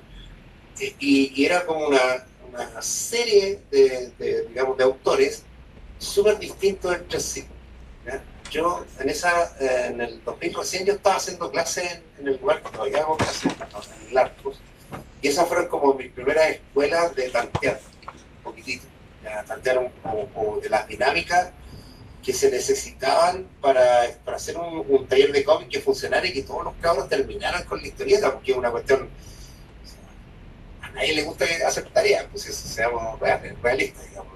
A nadie le gusta tanto la escuela, pero ya, si te gusta, por ahí hay que incentivar lo más posible para que se concrete el hecho y que podamos tener las páginas que se requieren en la revista que tiene tal o cual cantidad de páginas. Oye, esta me gusta mucho a mí, que es la que sale como un Charles cura Mann, del Opus Dei que descubre en sí, un mendigo a Cristo, y Cristo lo puso en una posición como de pedirle como una caridad. sí. Y termina, acá Sí, yo termina lo el que cómic pasa con es eso. que esos talleres, por ejemplo, yo igual perdí la pista de los autores, pues. Entonces, que me hice hasta amigo de ellos, pero en la vida te pones más para lugar. Entonces, después cuando empecé a hacer clases en la escuela de ilustración, me tiraron los talleres de cómic, y son de mis talleres favoritos, digamos, y son donde yo más trabajo, pero que también, a pesar de que la escuela es de ilustración y que se supone que los alumnos están ahí porque quieren, hay flojos rematados, y como en todo orden de cosas, hay algunos que llegan el camino más corto, que están llorando al final de año, digamos lo mismo que podría pasar en cualquier. Pero en general, y con otros profes que también hacen talleres de cómic en la escuela, tenemos la sensación que es el taller que más produce, que es inevitable, digo. O sea, una página que tenga 6 viñetas ya son 6 ilustraciones. Y si son 8 páginas, tenés que multiplicar. Si son más, tienes que seguir multiplicando. Entonces, no es el encargo de una ilustración. No estoy denostando la ilustración como solitario. Eso también tiene una grandeza y unas grandes posibilidades también. Pero en el caso del cómic, me ha servido quizás esos talleres de Balmaceda, que eran talleres sin nota, y ahora tengo que poner nota porque es una cuestión complicada también. Y que duraban 2 meses. Duraban 2 meses y sacaron una revista de Una revista en 2 meses, mira. 42 páginas, 46 páginas, no sé cuánto. Era un récord, o sea, había puras ganas, pura voluntad de organización de la revista, y también si yo no hubiese tenido el empuje de estar ahí revisando y compartiendo o hablando de autores, qué sé yo, no sabría concretar. Pero en general los talleres de cómics siempre he tenido muy buenos resultados, no solo, siempre valoro mucho el proceso más que la cuestión resultadista, ¿me entendés? Ay, que quedó el cómic perfecto. No importa tanto, porque también quiere decir que realmente hay un aprendizaje que hubo ahí que después se va a concretar en un cómic que viene después, que se va a realizar después.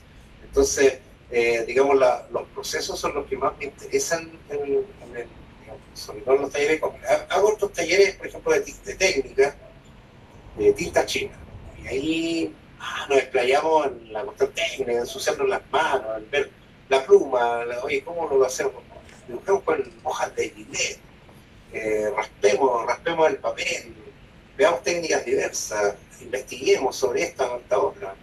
O sea, no sé, no solo dibujar con pluma y pincel, sino con géneros, apuntar tinta, ver texturas, ver patrones que se van repitiendo, monocopias. Igual he derivado hacia la parte del grabado, que he derivado harto y que no lo publico tanto porque son experimentos hacia la monocopia. Hacer monocopia, que es una variante del grabado, que, bueno, por ejemplo, para explicarlo, es un vidrio que tú echas tinta y echas diluyente y ahí se provoca una cuestión química y lo podéis dirigir un poco con un pincel y después lo imprimes sobre un papel y ahí queda una textura.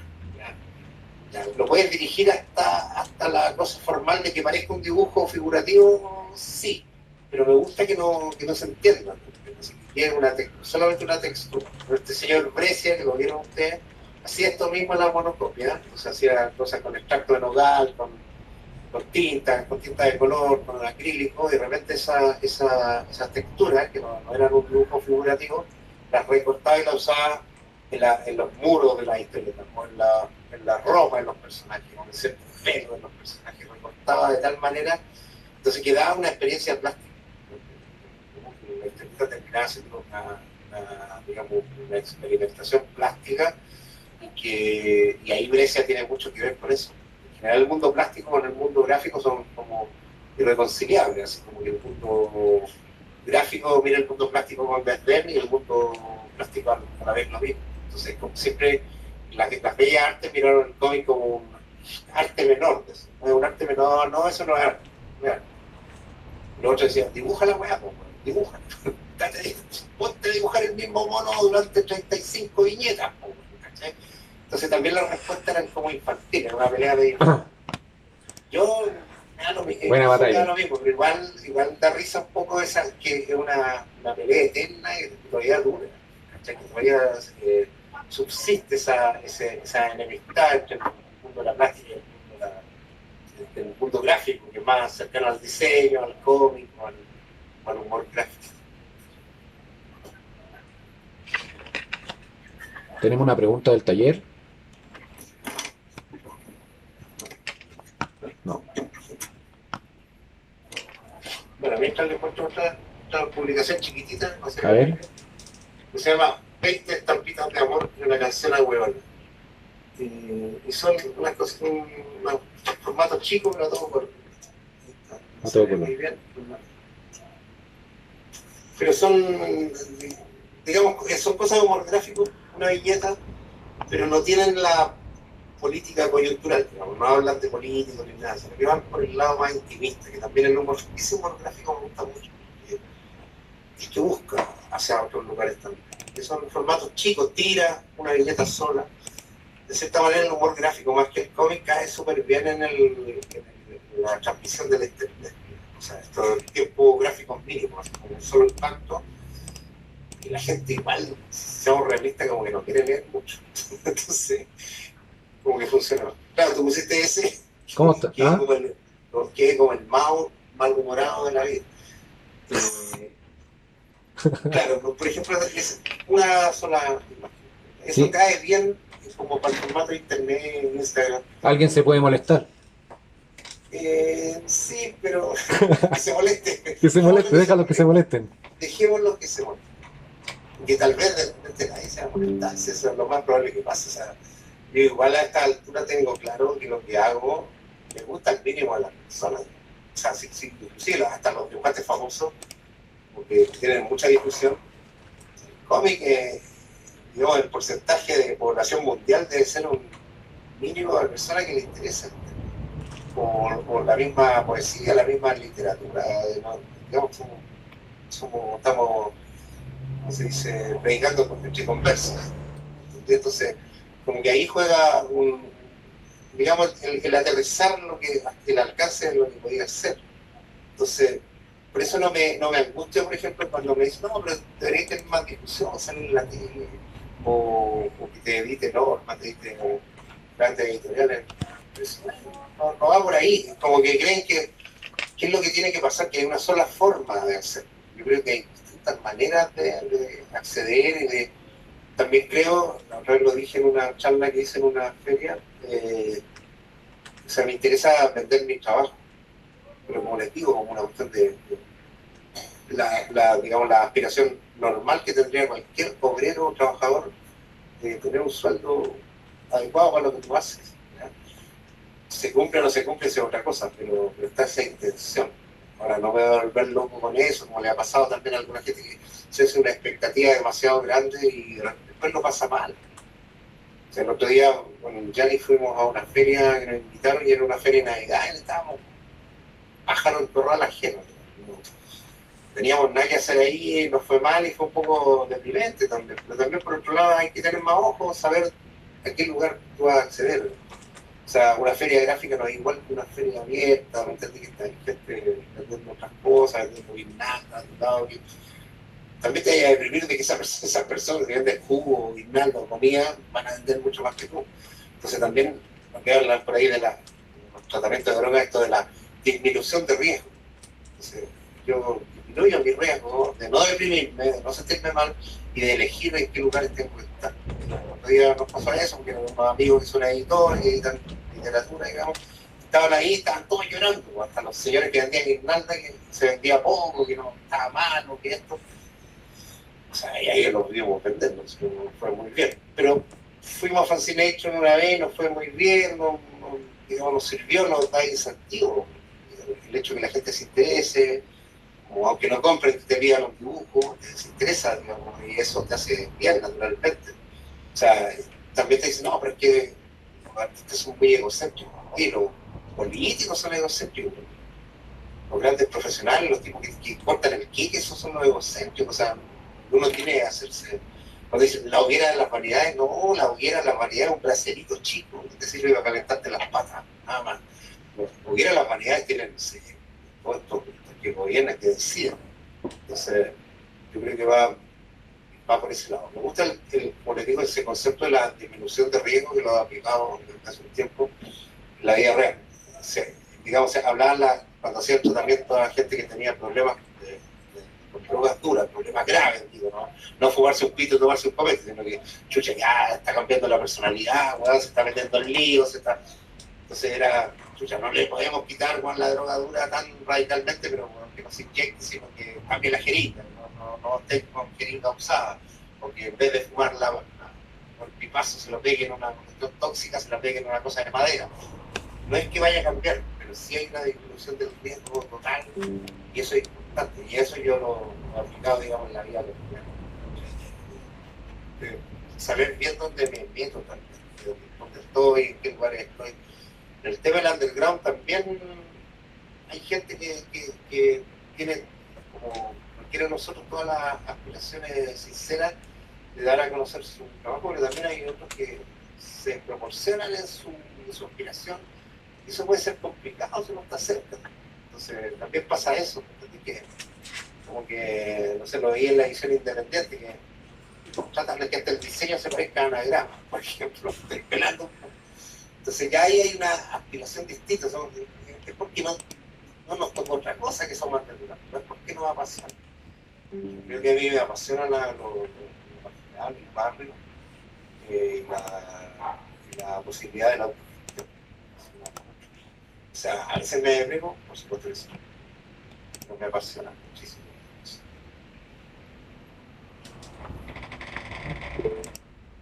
Alberto tiene una pregunta. Hola, Cristiano. Hola. Tenía una pregunta. Dentro de su tiempo como dibujante, guionista, su trayectoria, ¿alguna vez te encontraste con el círculo de dibujantes y guionistas que tenían otro estatus social? ¿Nos podrías contar si hay alguna similitud en cuanto a oportunidades? No, no hay, no, ahí lo digo, no hay. Pero como en todo orden de cosas, creo que también el diseñador gráfico, el diseñador gráfico de la ventana, menos posibilidades que uno de literatura. Aquí es cuando te empiezan, que tú eres resentido. Bueno, y ¿qué tiene? Una vez a Jorge González le dijeron eso, ustedes son resentidos, ya muchas otros no son resentidos. Entonces, es como, son cuestiones que se instalaron, eso que me estaban diciendo, son cuestiones naturales de la, digamos, de la lucha de clases, por mirarlo más del lado marxista. Yo me encontraba con eso, sí, claro que sí. Mira, en un tiempo yo creo que siempre el dibujante era un tipo más bien de clase media baja. Por ahí había cuicos, sí, pero yo creo que de un tiempo a esta parte, de los años 2000 para adelante, toda la especulación que se hizo en torno a la ilustración está diseñada por y para cuicos. Y eso no me van a decir que no, porque eso yo lo he visto, lo he sentido fuertemente. Y hay gente que no es cuica, pero se cree ese discurso. Se cree ese discurso y cree que estando cerca de esos hueones van a obtener algo. Y no, como dijo George Carlin, no estáis invitado a la fiesta, no te van a invitar a la fiesta. Ya no usar sí, pero a la fiesta no estáis invitado, ¿no? Es lo mismo es lo que yo les decía, yo no espero que me inviten a la fiesta, porque claro, si pasa algo y te sientes porque no te invitaron a una fiesta y preguntas por qué no te invitaron, lo más probable es que no te guste la respuesta, así que son sinceros. Entonces también mejor ni preguntar. Lo he visto muchísimo en el último, como te digo, en los 2000 para adelante con la especulación que hubo en torno a la ilustración, como el boom de la ilustración. En Chile, bueno, la estamos cumpliendo, hay un mercado bollante. Bueno, hay gente que le interesa, puede hacer comunicación y tener un tiraje chico y que vaya súper económicamente. Pero también creer en esta artimaña puede ser un tema peligroso, sobre todo para gente como creo usted o nosotros que venimos de barrio. Y lo tuvimos así como la facilidad de apoyo. Ir a la Católica a estudiar, ir a Nueva York a estudiar. No es igual. Entonces, ahora, dentro de, inclusive puedo dar el crédito que muchas de esas personas que tuvieron toda la oportunidad la aprovecharon bien y son geniales, claro que sí. Sí, también ahí dentro de ese mismo aspecto. O sea, no sé, cosas que yo hace tiempo leía a unos moneros, ¿sí? En México son los humoristas gráficos, unos moneros mexicanos que se llaman Gis y Trino. Y Gis y Trino hacían una historieta súper marginales, de mucha moda, y eran como luchadores, así, Santos, que no era el Santo, el luchador original, sino el Santos. La Tetona Mendoza eran como luchadores de wrestling y vivían su aventura y aparecía, no sé, Godzilla y aparecían otros personajes. Era genial. Y entonces la creencia es que eran chilangos, que eran de Ciudad de México, de barrio, muy marginal. Bueno, hace poco tiempo, hace un año atrás, empezaron el Gis y Trino, empezaron a hacer cosas en televisión de doblaje de series antiguas, ponerle chistes en los doblajes, eran graciosos. Ya, y empezamos a cachar que eran bien famosos ellos.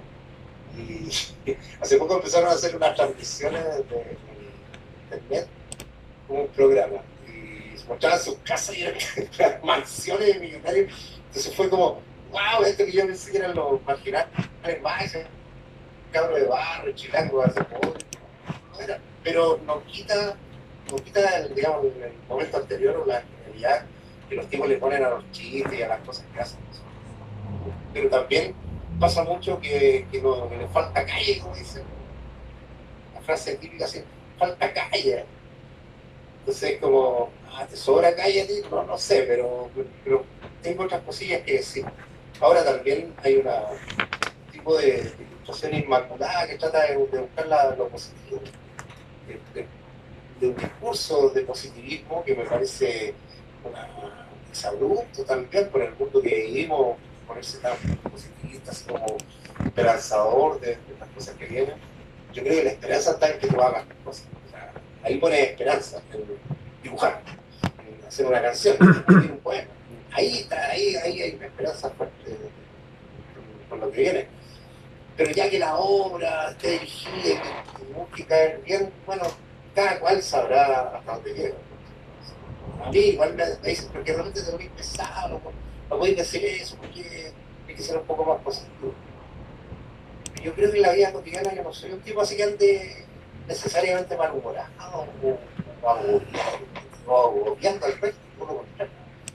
Todo O sea, lo como contrario, profe, claro. yo soy por profe, los cabros se divierten entre la tarea, río, si tengo que renovarlo, no lo hago. A veces también he tenido con grandes conversaciones con alumnos que buscan una como el par, ¿no? Así que yo vaya al bar y le contesto, no sé. Los cabros me terminan contando a mí porque ven que hay un profe que tiene mucha mirada. No sé si lo ayuda mucho con el estilo. No mucho, a veces escucha este proceso que yo les contaba en mi vieja. Se tenía alumnos con la abuelita enferma y vivimos juntos. Se murió una vieja, se murió una 8, así estuvimos, ganó mi mamá, ganó la carrera. Entonces son, digamos, momentos también tremendos, duros, pero son enaltecedores. Vuelvo a insistir, o sea, la felicidad no es un estado permanente ni suave deslizarse de nuevo en el agua, como decía Jorge Telier. Yo creo que todos los sentidos son iguales. Entonces, el amor, uno le pone amor a esta cuestión, es un apasionado, o pasión. Un amor distinto al que quería tu pareja, al que quería tu mamá, son amores distintos. Oye, este taller nos mueve mucho el amor también y hay una creación que viene en camino súper poderosa, así que apenas Excelente. salga esa revista ya va a llegar a nuestro invitado también cristiano. Oye, hay una pregunta de Paz que te quiere hacer una pregunta. Hola Cristiano, Hola, Paz. oye, te quería preguntar por eso como de cómo contamos la historia y lo quería como vincular con lo que contabais de la matanza de Apoquindo, lo que generó como una especie de censura y contar que en una comunidad lectora de cómic que es la que estuve participando leímos Rupay, que tiene que ver con el conflicto armado interno del Perú, y mucha gente como que le molestó la obra por el nivel de violencia, ¿cachai? Y tuvimos el placer de conversar con el Jesús Cosío, que es uno de los que estuvo ahí metido en la creación de esa obra, y él decía que, por ejemplo, hoy día no contaría la historia de la misma manera. Por ejemplo, no sé, en el cómic habían hasta archivos fotográficos de las fosas comunes o de los cadáveres de las personas, ¿cachai? Y también el estilo de dibujo, por ejemplo, era en blanco y negro, el único color que se usaba era el rojo, que se usaba como en la bandera comunista y en la sangre de los muertos. Entonces, preguntarte a ti cómo hablamos hoy día de la memoria, si es necesario ser tan explícitas gráficamente, y sobre todo por lo que contabais de la matanza de Apoquindo, pues como que me generó así como. Sí, claro. El caso de Jesús, uno de los dibujantes de Rupay, ha tenido sus costos también eso, porque después lo empezaron a acusar de terruco, como le dicen los peruanos a los que estuvieron vinculados a Sendero Luminoso, por dibujar, como hacer digamos que a partir de una investigación sobre las matanzas de Sendero y de los milicos en los años 80 en la selva peruana. Sí, mira, a mí me pasan algunas cosas con la obra en general que creo que cuando la hicieron no le tomaron tanto el peso, porque de repente hay una viñeta que el relato es de una mujer de una de las invasiones donde llegaban los senderos y les mataban a la mitad. Después llegaban los milicos y decían, ustedes estuvieron con los senderistas y les matamos la otra mitad, así. Y había uno de los testimonios que ella contaba que le mataron la guaguita delante de ella. Hicieron la guagua así, le clavaron el corvo, la mutilaron y la mataron delante de su cojo, la madre. Ahí está Rupert. Ya, esa digamos, y en el dibujo aparece directamente con el rojo resaltado. Ya.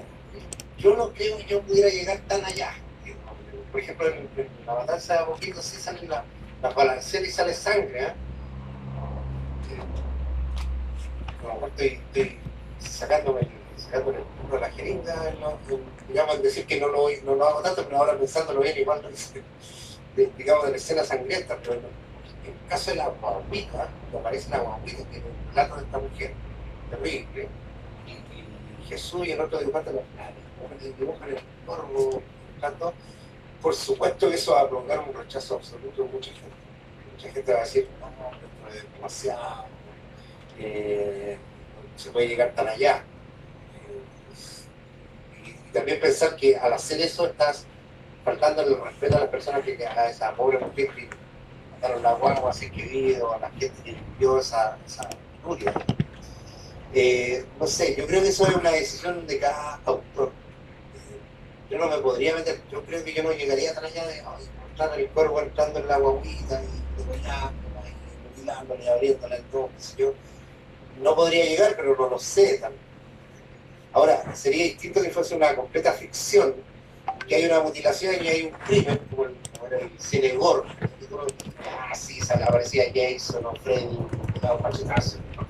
Sabía que ese actor se paraba después, lo limpiaban y se iba a su casa y estaba vivo. O sea, y no había ninguna investigación de la realidad detrás. Eso puede aliviar un tantito la carga. Pero yo creo que es una decisión que debe tomar cada uno. Pienso que por ejemplo, un país como Chile es conservador, también es medio analfabeto de imágenes. Existe un analfabetismo en las imágenes, hay gente que no comprende los dibujos, que no comprende un relato gráfico. Así como hay gente que no entiende lo que lee, también existe eso.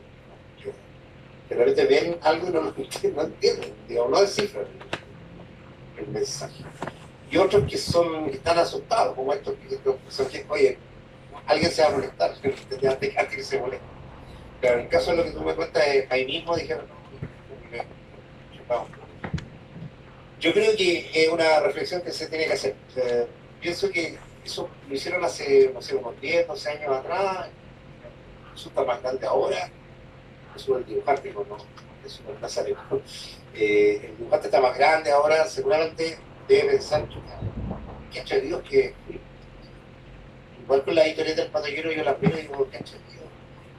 Hay algunas así como que son propias de la época del siglo XX, de los años 90, que tienen miradas súper frías y frívolas, no mías, sino que de los personajes, y como que cómo llegamos tan allá, así como nos atrevimos a hacerlo. Entonces, ¿cuándo pasáis ese límite sin que realmente eso sea nocivo para ti o nocivo para alguna gente?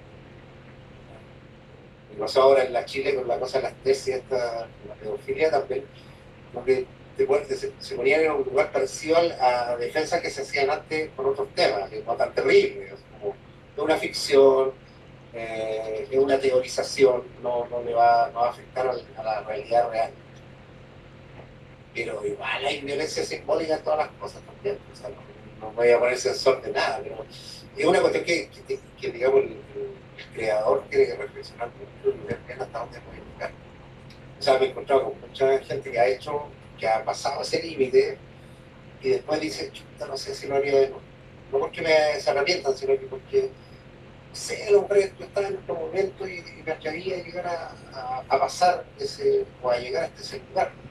Pero ahora no lo haría. Ahora, creo que en el mundo, digamos, en el Chile actual, o en el mundo actual, bueno, no tiene que a veces tiene que pasar hay cosas que es como sea, que hay que arriesgarse para pasar eso. Entonces, en el caso de Rumbay también le sirvió al dibujante como para afianzarse como autor, a los dibujantes, al guionista, y le sirvió también como para viajar y dar charlas a estos lados, pero también un costo de percepción de alguna gente. Como el caso de que Jesús sufría ciertos acosos de alguna gente que lo trataban de terroristas, de rumbo, de otro sendero luminoso, que no O sea, el que entiende la historieta, el que lo tiene, no va por ahí. Pero me entendí que siempre va a haber alguien que va, como en las redes sociales, que va a interpretar cualquier cosa y que te va a acusar de cualquier cosa. Oye, hay una pregunta para ir cerrando nuestro taller de hoy. En nuestra sesión número 22 del taller de cómic y narrativas gráficas. Así que, bueno, una pregunta y hacemos un cierre. Si alguien quiere aportar algo también lo hacemos breve y estamos ya en el límite de la hora. José Miguel tiene una pregunta. Si hay otro también puede. Puta, en un momento me tuve que ir, tuve un problema personal, pero alcancé a escuchar lo último de Rubay, que está súper interesante, terrible interesante. Me gustaría conseguir ese fragmento. Es un cómic, me gustaría conseguirlo. Sí, no sé si está muy fácil de conseguir acá, yo no lo he visto mucho por aquí. Cuando Jesús venía, él traía, hizo otro después se llama Barbarie, que también es como, no, ahora todo es un tema tremendo, te van a sobrecargar también, hay que tener huevos, o varios, para hablar sobre esos temas. Naturalmente te va a afectar tu cotidiano. Está bueno, está bacán. Esa no es mi pregunta en todo caso. Ya. Oye, el Pato Giro, volviendo al Pato Giro antiguo, y quería hacerte una pregunta igual, o no sé si será una pregunta o no, pero encuentro que la temática que aborda es súper parecida a los tíos de acero del Giorgio Salpati, igual. Sí, yo creo que en la misma época, inclusive un poco antes, un poco después, sí. Quería preguntarte cuáles para ti son como obras importantes dentro del cómic chileno. ¿Hay algunas que sean tus favoritas o no? Por ejemplo, para mí el tío Trasero es como una obra igual emblemática del cómic chileno, para mí, ¿cachai? Encuentro que súper parecía al Pato Giro, de hecho, claro, tú ocupáis tu lenguaje y todo, ¿cachai? Que no lo desmerezco ni nada, lo encuentro súper bacán. Pero eso, me encuentro que, por ejemplo, Pato Giro, Tío Tacero, son grandes obras del cómic chileno. Para ti, ¿cuáles serían? Yo creo que tengo hartas. Cada día aparecen nuevos, siempre veo nuevos autores que ¿Resumen alguno? No, ¿Resumen pero alguno? tengo los míos. ¿Resumen? Sí, digamos, algunos los nombré ya de la infancia. Había una época buena de Condorito que me gustaba cuando estaba bien dibujado y bien cortado y el 80 eran buenos, sí, pero ya ahora nada, una cosa. Barrabases también por esto del espíritu de cuerpo que tenía. También hay momentos que no me gustan nada, perdí el interés. Habían un historietista en los años 60 que surgieron de todas esas revistas, hicieron la primera revista independiente de historieta, digamos, chilena, surgió a partir de unos tipos que despidieron de los medios oficiales, hicieron una revista que se llama La Archivo. Tengo uno, lo muestro. Perfecto. No, me costó caleta encontrarlo, La Archiva. Absolutamente. Sí. También me encanta, Gonzalo, los medios dibujantes. La voy a buscar mientras sigue hablando. Sí, claro. Bueno, La Chiva, ahí estaba Herbie, todavía están todos esos tíos de esos maestros. Herbie, Palomo, los hermanos Vivanco, y era como una patota, así como usted, y en fin, en los años 60, así, años 68, el hipismo, todo esto eran coincidentes con esa época. Entonces lo echaron de una pega oficial, así como que había revistas o diarios, qué sé yo, y ellos dijeron, ya vamos a hacer nuestra revista y la vamos a dibujar, a escribir, a distribuir nosotros, vamos a hacer la impresión, qué sé yo. Y la distribuían, salían en una citrola, según lo que decían los caballeros, y la distribuían a kiosco y fue un fracaso comercial, pero un éxito artístico. Y de hecho son citados en estudios internacionales, así como una revista revolucionaria para la época. Eh, También ahí son maestros más que tienen que ver con las temáticas que a mí me interesaron después, inclusive con el dibujo, con, digamos, el blanco y negro y eso, y que después terminé conociéndolo y fueron también mis maestros del dibujo político, gráfico. Con Elvi no nos vemos hace mucho tiempo, pero con Elvi, que ahora todavía dibujan en la tercera, alguna vez viajamos a un evento en Argentina, entonces se creó también un vínculo personal interesante. Con Palomo, que vive en México, también fue uno de los primeros dibujantes que a mí me dio crédito, digamos, así como, ay, este gallo está haciendo una cuestión interesante, me dijo, estoy buscando la calle, estoy buscando los personajes, y yo hacía el personaje como entero de su historieta, cosa que no se había visto antes, con las viejas como 80 en el barrio. Entonces, más encima la revista era bien artesanal, las portadas eran como una técnica que no era offset, sino que era parecida a una serigrafía. Entonces, bueno, ahí hay un momento que yo era chico y que las vi circular en mi casa, en que me volaron en la cabeza, así era, y después adolescente también, era una búsqueda bien parecida a lo que hacían estos caballeros. Esa revista después, en tiempo de Allende, se llamaba La Chiva, o La Mentira, y después se llamó La Firme, o La Verdad. Y era ya una revista oficial, digamos, del Estado, así que era como información, lo mismo que, bueno, varios de ellos tuvieron que salir exiliados, después cuando llegaron los militares, también siguieron los contactos, los vínculos. Y después hay varias otras, bueno, nombré a Máximo Carvajal como autor, que me gustaba mucho, digamos, porque era guionista y dibujante, que era un tipo